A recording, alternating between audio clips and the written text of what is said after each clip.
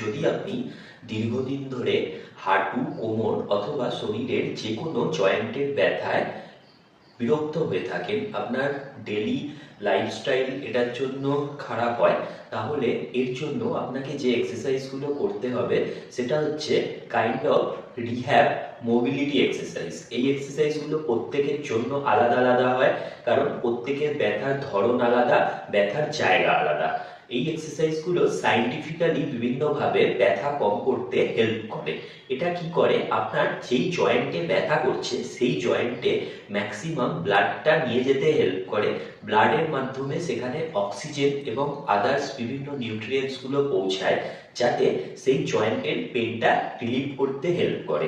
এছাড়াও জয়েন্টের ভেতরে যে লুব্রিকেন্ট থাকে, সেই লুব্রিকেন্টকে এই এক্সারসাইজগুলো বেটার ডিস্ট্রিবিউট করে, যাতে জয়েন্টের হাড়ের মধ্যে ঘর্ষণ কমে।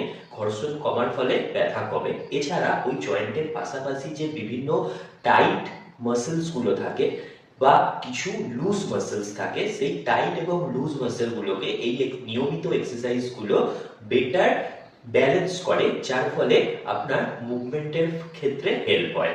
এছাড়াও আপনাকে সামান্য পরিমাণে মাসেল বৃদ্ধি করতে হবে, যেটাকে স্কেলিটন মাসেল বলে।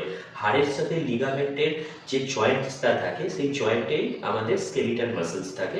এই স্কেলিটন মাসেলগুলো খুব কম থাকলেও সেই ক্ষেত্রেও আপনার ব্যথা হতে পারে।